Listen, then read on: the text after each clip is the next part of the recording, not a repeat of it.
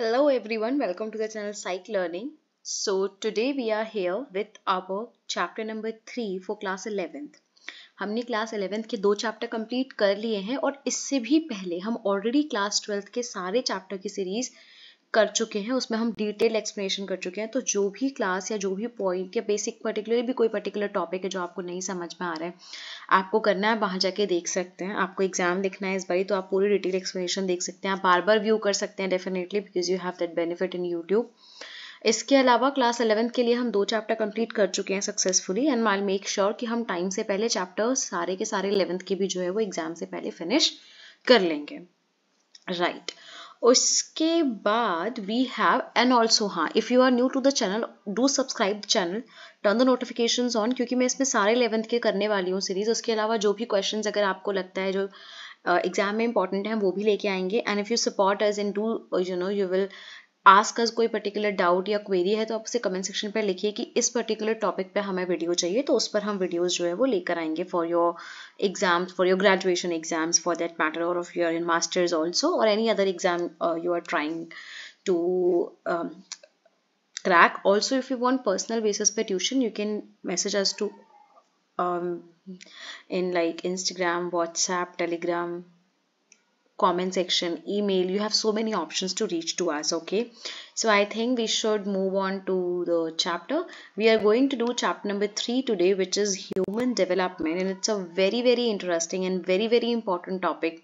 Why I say it's interested, because yes, important तो topics होते ही हैं सारे. No topic is unimportant in the world. बस वो होता है कि जो आपको समझ नहीं आता आप उसे हल्का लाइट लेके छोड़ देते हो, समझ में आता है उसे आप अच्छे से कर लेते हो. बट बात ये है कि ये इंटरेस्टिंग क्यों है, बिकॉज ये आपके बिल्कुल ह्यूमन के स्टार्टिंग से कनेक्टेड है कि कैसे from the time of conception till the time of death या till the time we grow old क्या क्या डेवलपमेंट किस किस डोमेन में होता है, उसकी हम बात करते हैं ह्यूमन डेवलपमेंट में. ठीक है. So we will read the first thing which is our definition of development. ठीक है. So आपको ये समझना है कि जब भी 1 मार्कर क्वेश्चंस या कुछ भी ऐसा आएगा, 2 मार्कर भी आते हैं तो आपको डेफिनेशन आएगी. सो डेवलपमेंट आपका है एक ही पैटर्न है. किस चीज़ का पैटर्न है? जो प्रोग्रेशन की तरफ जा रहा है.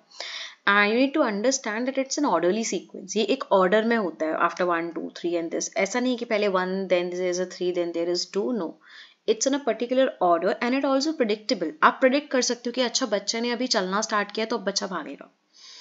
ऐसा तो नहीं होता है कि बच्चा पहले चलना स्टार्ट करता है उसके बाद बैठना स्टार्ट करता है. This is not what happen, right. पहले बच्चा बैठता है, उसके बाद बच्चा उठता है, चलता है धीरे धीरे सहारे, फिर भागता है. So there is a predictable changes का सेट विच इज देयर, और वही सेट जो प्रोसीजर है वो फॉलो किया जाता है डेवलपमेंट में. And also you need to remember the basic key here is that it start from the conception and it continue throughout the life ये continue रहता है. ठीक है. अब एक और यहाँ पर इम्पोर्टेंट चीज़ ये है कि डेवलपमेंट में ना ग्रोथ भी होती है. तो जैसे बढ़ भी रहा है चीज़ें, डेवलपमेंट आगे आगे को ग्रो हो रहा है चीज़ें, हाइट बढ़ रही है, वेट बढ़ रहा है, सब कुछ इंप्रूव हो रहा है, ग्रोथ भी होती है. At the same time decline भी होता है. अब आप खुद सोचो जो थोड़े बूढ़े हो गए हैं उनका जो फिजिकल फीचर्स हैं वो कम होने लगे हैं, उनकी वाइजनेस लेकिन बढ़ती है.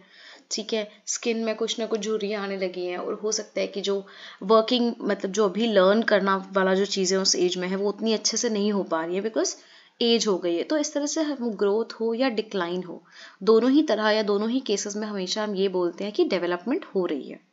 Okay. Now also one more thing that development में क्या क्या चीज़ें होती हैं. वी हैव बायोलॉजिकल प्रोसेस, मतलब मेरे बायोलॉजी अंदर बॉडी के अंदर जितना भी बायोलॉजिकली मेरा चल रहा है, everything has to do with your medicine वाला थिंग, वो इसमें आता है. Then you have cognitive process. So cognitive process is basically मेरे कॉग्निशन माइंड में. ठीक है. थॉट प्रोसेस, थिंकिंग किस वे में जा रही है मेरी, वो इसमें आएगा. Then you have socio emotional process. तो सोशो इमोशनल प्रोसेस की हम बात करते हैं. सोशो इमोशनल प्रोसेस में क्या होता है कि लोगों के साथ रिश्ते कैसे हैं, बातचीत करना कितने अच्छे से आता है, इमोशंस की अंडरस्टैंडिंग कितनी है, ये आपका आएगा किसमें, सोशो इमोशनल प्रोसेस में. अब आपको ये समझना है कि ये तीनों तरह के प्रोसेस आपस में इंटरवोवन होते हैं और उसके बाद एक डेवलपमेंट बनती है.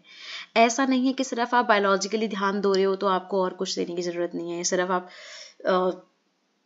कॉग्निटिवली फोकस कर रहे हो. डेवलपमेंट हर डोमेन में होती है, right.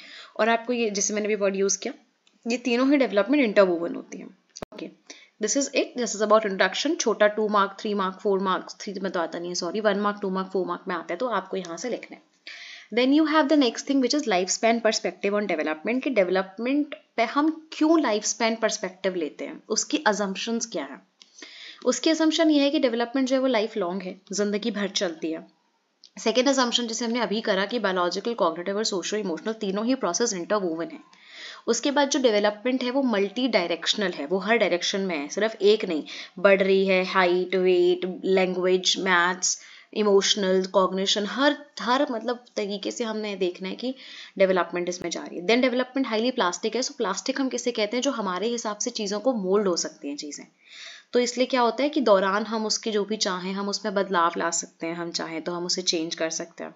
Then we have development is influenced by historical conditions. भाई मेरा जो हिस्टोरिकल कंडीशन रहा है, मैं जिस एरिया में मेरा बर्थ हुआ है या किसी और बच्चे का हुआ है, उससे बहुत इम्पैक्ट पड़ता है कि उसका क्या डेवलपमेंट होगा। Then you have it is the concern of number of discipline. बहुत सारे नंबर ऑफ डिसिप्लिन का कंसर्न है। कैसे? सिर्फ हम साइकोलॉजी में ही नहीं, हम एंथ्रोपोलॉजी, हम sociology, neuro sciences, human development, इन सब में हम जो है डेवलपमेंट को, ह्यूमन डेवलपमेंट को पढ़ते हैं। इसके अलावा इंडिविजुअल किस तरह से एक्ट करता है या किस तरह से कोई भी एक्शन करता है तो वो किसी कॉन्टेक्स्ट में करता है ना। आप खुद सोचो, आप हवा में थोड़ी ना रिएक्ट करते हो, आप स्कूल में होते हो, आप कॉलेज में होते हो, आप किसी भी जगह पर, किसी भी कॉन्टेक्स्ट, किसी भी एरिया में होते हो, किसी भी पर्टिकुलर फिजिकल एनवायरनमेंट में होते हो, और उस एरिया में आप क्या करते हो, आप एक्ट करते हो। ठीक है, उसके बाद कुछ टर्म्स हैं, डिटेल में आप देख लीजिएगा, मैं बता देती हूँ। Growth is basically just increase in the size of body, height weight बढ़ रही है, that is growth. Growth obviously growth एक टाइम के ऊपर डिक्लाइन हो जाती है, लेकिन डेवलपमेंट हमने अभी पढ़ा, ये इंडिविजुअल का प्रोसेस है जो ग्रो करता है, चेंज भी होता है। चेंज यानी वो चाहे वो डिटेरियोरेट भी हो रहा है, वो भी चेंज है, that is your development. Then you have maturation. Maturation क्या होता है कि it is a orderly sequence, जो एक्चुअली एक ऑर्डर सीक्वेंस में होता है, और ये एक जेनेटिक ब्लूप्रिंट होता है। जैसे बच्चा पहले प्लस करना सीखेगा, ठीक है, फिर माइनस सीखेगा, मल्टीप्लिकेशन सीखेगा। तो अब हम बोलें कि भाई 2 साल का बच्चा है, उसको हम बोल रहे हैं कि आप इसे मल्टीप्लाई करके दिखाओ, सो दैट इज नॉट, मतलब that is not the valid thing कि हाँ ये हो सकता है, ये नहीं हो सकता। तो मैच्योरेशन बेसिकली क्या होता है कि मैच्योरिटी लेवल आपका जो आता है, और ये जेनेटिक ब्लूप्रिंट से डिफाइन करता है। आपको ये समझना है कि इसमें जेनेटिक या जीन्स का जो है वो काफी इंपॉर्टेंट रोल होता है। ठीक है, then the last is revolution. Revolution has to more to do with the long term पे जो होता है, तो वो पूरी स्पीशीज में बदलाव आता है, पूरी स्पीशीज में चेंज आता है। उसमें क्या होता है आपके साथ, बेसिकली क्या होता है, बहुत समय के, बहुत सालों के बाद कुछ छोटे छोटे चेंजेस जो जीन्स में आते हैं, उसके बाद पूरी स्पीशीज में वो बदलाव आ जाते हैं, दैट इज द रिवोल्यूशन। और वो स्पीशीज स्पेसिफिक होते हैं, वो पूरी स्पीशीज में फिर वो चेंज दिखाई देते हैं। ठीक है ना। उसके बाद कौन से फैक्टर्स जो डेवलपमेंट को इन्फ्लुएंस करते हैं, तो देखो यहाँ सिंपल से हम 2 चीज़ पढ़ेंगे। एक होता है आपका genotype, it is the genetic blueprint क्या है आपका। फॉर एग्जांपल हम बात करते हैं हेयर्स की, यू हैव ब्लैक कलर का जेनेटिक ब्लूप्रिंट और ब्लू कलर का जेनेटिक ब्लूप्रिंट।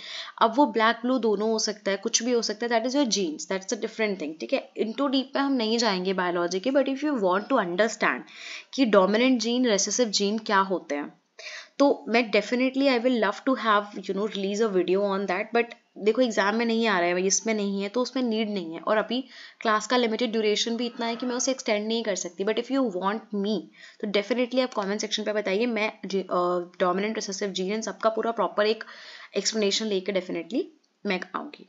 उसके बाद आता है फिनोटाइप। तो फिनोटाइप बेसिकली एक वो वे होता है, वो आइडिया होता है जो दिखता है। फॉर एग्जांपल हेयर की कलर क्या आया है, आई का कलर क्या आया, जो भी आपको बाहर से फिजिकल फीचर दिख रहा है, that is your phenotype. And genotype is basically उसी का जो जेनेटिक थिंग है अंदर, दैट इज योर थिंग। इसके अलावा एनवायरनमेंट का रोल होता है, हमारे जीन्स का रोल होता है। हो सकता है कि हमारे जीन्स हैं सिंगिंग के लिए, बट हमें कभी एनवायरनमेंट ही नहीं मिला, तो हम उस चीज़ को नहीं कर पाएंगे। या कभी हमारा एनवायरनमेंट था बट हमारा जीन्स अच्छे से नहीं हो पाया, तो वो चीज़ हम नहीं कर पाएंगे। सो दोनों चीज़ों का मेल मिलाप के बनता है। जेनेटिक्स का भी उतना ही रोल है और हमारे आसपास के एनवायरनमेंट का भी उतना ही रोल है। तो क्योंकि अब हमने एनवायरनमेंट की बात करी, हमने कॉन्टेक्स्ट की बात करी, तो इस पर हम 2 थ्योरीज पढ़ेंगे। एंड दोनों ही थ्योरीज देखो बहुत ज़्यादा इंपॉर्टेंट है, एग्जाम में ये क्वेश्चन आता है। इसमें एक इंडियन साइकोलॉजिस्ट हैं और एक इंडियन नहीं है, फॉरेन साइकोलॉजिस्ट हैं। तो दोनों ही जो थ्योरीज हैं वो बहुत इंपॉर्टेंट है, जिसमें से यूरी ब्रॉनफेन-मिलर की तो आई थिंक आप लोगों ने ईवीएस वगैरह में भी बच्चे पढ़ते हैं, कॉलेज में भी, स्कूल में भी। तो यूरी ब्रॉनफेन-मिलर की भी जो है वो कॉन्टेक्चुअल डेवलपमेंट पे थ्योरी थी या एनवायरमेंटल फैक्टर्स पे थी। तो इन्होंने ऐसे दिया कि भाई एक इंडिविजुअल है, आप ये देखो, ये बच्चा है, ठीक है, इंडिविजुअल है, कोई भी बच्चा है या इंडिविजुअल, कोई भी इंसान है जिसके बारे में आप स्टडी कर रहे हो। अब इसके आसपास आपको देखना है, सबसे पहला आपका माइक्रो सिस्टम है। माइक्रो सिस्टम में क्या आएगा, आपके घर परिवार के लोग, आपके दोस्त लोग जो होते हैं बेसिकली, या आपके जो टीचर्स हो गए वो। अब मेजो सिस्टम क्या होता है कि ये जो माइक्रो सिस्टम के लोग हैं ना, ये आपस में कैसे कनेक्ट करते हैं। जैसे मेरे माइक्रो सिस्टम में मेरी फैमिली है, मेरे स्कूल के टीचर्स हैं, लेकिन मेरी फैमिली और मेरे स्कूल टीचर्स आपस में क्या रिलेशन रखते हैं, that relation, that connectedness is the meso system. मेरे फ्रेंड्स, मेरे फैमिली के साथ कैसा उनका रिलेशन है, that is my meso system. ठीक है, मेजो सिस्टम के बाद आता है आपका एक्सो सिस्टम। एक्सो सिस्टम में क्या होगा आपका, जो डायरेक्टली नहीं होता, जैसे कि बच्चे का एक्सपीरियंस उससे डायरेक्टली नहीं होता, जैसे कि मदर के ऑफिस में क्या हुआ, फादर के ऑफिस में क्या हुआ, एनवायरमेंट, नेबर, दूर का मतलब वो उससे इतना इम्पैक्ट नहीं है, बट हाँ उसका इनडायरेक्टली इम्पैक्ट पड़ सकता है। मान लो पेरेंट्स को ऑफिस में अच्छा नहीं हुआ तो ऑब्वियसली वो आके बच्चों पे गुस्सा करेंगे, तो that is your meso system. Then you have exo system. Exo system is basically जो और बाहर का है, इट्स लाइक दैट कि जो नेबर का मतलब, जैसे ये हो गया, जैसे कि मान लो ऑफिस एनवायरनमेंट वो हो गया, दैट इज एक्सो सिस्टम जो हमने किया। उसके बाद आता है आपका मैक्रो सिस्टम। तो एक्सो सिस्टम के बाद मैक्रो, मतलब कि मैक्रो बड़ा है। आप याद रखना, ऐसे याद करो कि माइक्रो इज द स्मॉलेस्ट जो सबसे पास है, मैक्रो इज द लार्जेस्ट वो सबसे लास्ट में आया है। और मैक्रो सिस्टम में क्या होता है बेसिकली कि जिस कल्चर में आप रहते हो, जिस सोसाइटी में आप रहते हो, वो आपको क्या सिखा रहा है, that is your macro system. Then you have chrono system. Chrono system तो देखो इसमें एज सच गोलाई में सिस्टम नहीं है कि बस यहाँ पर अलग से सिस्टम है, क्योंकि ये टाइम है। ठीक है, कि ड्यूरेशन ऑफ टाइम, 2000 में बॉर्न हुआ आप, 1900 में बॉर्न हुआ आप, 1800 में, उससे क्या इम्पैक्ट पड़ता है, या टाइम का क्या इम्पैक्ट है आपकी लाइफ में, that is your Chrono system. उसे हम क्रोनो सिस्टम कहते हैं। ठीक है, एंड इस तरह से जो है यूरी ब्रॉनफेन ने बताया कि कैसे इन सारी स्टेजेस से जो बच्चे की डेवलपमेंट है उसमें इम्पैक्ट आता है। हम एक थ्योरी और करेंगे which is given by Durganand Sinha, और अगर आप टाइम गैप देखें तो दुर्गानंद सिन्हा की थ्योरी पहले पब्लिश हुई है यूरी ब्रॉनफेन से भी, and he was an Indian psychologist, और उन्होंने और भी ज़्यादा कॉन्ट्रीब्यूशंस दिए हैं। अगर आपको याद हो तो चैप्टर 1 पे जब हमने व्हाट इज साइकोलॉजी पढ़ा था, तो उसमें जो इंडिया साइकोलॉजी में कैसे साइकोलॉजी इंडिया में कैसे आया, उस पर जो बुक थी in the third world country, development of psychology, तो वो भी दुर्गानंद सिन्हा ने लिखी थी। अगर आपको नाम याद हो तो आप रिकॉल करो, आप कनेक्ट करो उससे कि उन्होंने ये भी काम किया। अब इन्होंने बोला कि कॉन्सेंट्रिक सर्कल होते हैं। कॉन्सेंट्रिक सर्कल में एक होता है अपर या विजिबल सर्कल जो बाहर से दिख रहा है, एक होता है सराउंडिंग सर्कल जो उतना क्लियरली दिखता नहीं है, और जो विजिबल है अपर है वो क्लियरली दिखता है, आप देख सकते हैं, मैंने भी मार्क किया हुआ है। जैसे पहला है होम, जिस घर में हम रहते हैं, कितनी जगह है, नहीं है, सिचुएशन कैसी है घर की, ओवर क्राउडेड तो नहीं है, चीज़ें घर में अवेलेबल क्या क्या है क्या नहीं है। Then you have nature and quality of schooling, कि बच्चा जहाँ स्कूल में जा रहा है वो कैसा है, एनवायरनमेंट उसका वहाँ से कैसा है। Then their interaction with the peer, दूसरे दोस्तों के साथ उसका क्या रिलेशनशिप है, दोस्तों के साथ क्या उठना बैठना कैसा है वो। ये तीनों चीज़ें जो होती है वो आपकी वो किस में आती है, वो आपकी विजिबल या अपर लेयर में आती है। सराउंडिंग लेयर्स में भी 3 चीज़ें हैं। उसमें पहली चीज़ है जनरल जोग्राफिकल एनवायरनमेंट, जैसे कि आप पहाड़ों में रह रहे हो, या आप प्लेन्स में रहते हो, या आप समंदर के पास रहते हो, या फिर आप जंगलों में रहते हो, मतलब आप किस सिचुएशन या किस जगह पर, किस जोग्राफिकल एनवायरनमेंट पर रह रहे हो, वो पहला इम्पैक्ट हो गया। दूसरा होता है इंस्टीट्यूशनल सेटिंग, कि भाई बिकॉज ऑफ कास्ट या क्लास, क्योंकि देखो अभी तो मैं आपको बताती हूँ ये फिर भी कम है, बट पहले बहुत था कि अगर आप इस कास्ट से हो तो आप यहाँ नहीं आ सकते, आप ये नहीं कर सकते, या आप ये कर सकते हो। तो बेसिकली जो बैरियर्स या जो भी चीज़ें या सेटिंग्स जो उनकी कास्ट या उनकी क्लास की वजह से उन्हें मिली हैं, वो एक चीज़। थर्ड होता है आपका जनरल एमिनिटीज जो अवेलेबल है, खाना पानी पीने को कैसा है, इलेक्ट्रिसिटी है कितनी की नहीं है। तो ये 3 चीज़ें इसमें आती है, आपको याद रखना है। 2 लेयर्स हैं, उन 2 लेयर्स के अंदर भी 3 फर्दर लेयर है। इसमें से जो विजिबल है वो ऑब्वियसली ज़्यादा इंपॉर्टेंट है, एंड जो सेकेंडरी है वो उसका इंपॉर्टेंट रोल थोड़ा सा कम है कंपैरिजन में। So with this we are done with the introduction, theories, development and everything. अब हम डायरेक्टली डाइव करेंगे स्टेजेस में कि बच्चा स्टार्टिंग से कैसे डेवलप होता है, बट वो हम करेंगे नेक्स्ट क्लास में। सो उसके लिए you have to stay tuned, you have to subscribe the channel, you have to turn the notifications on, and you have to follow us. You can follow us on Instagram, you can follow us on Telegram, you can reach out to us on WhatsApp और email, any queries किसी चीज़ के लिए भी, चाहे tuitions के लिए हो चाहे डाउट्स के लिए हो, you can reach out to us. और इसके अलावा good luck for your exams, and till then take good care of yourself. We'll meet in the next video with the another part of this, starting the stages की कैसे development होता है. Okay, take care, bye bye.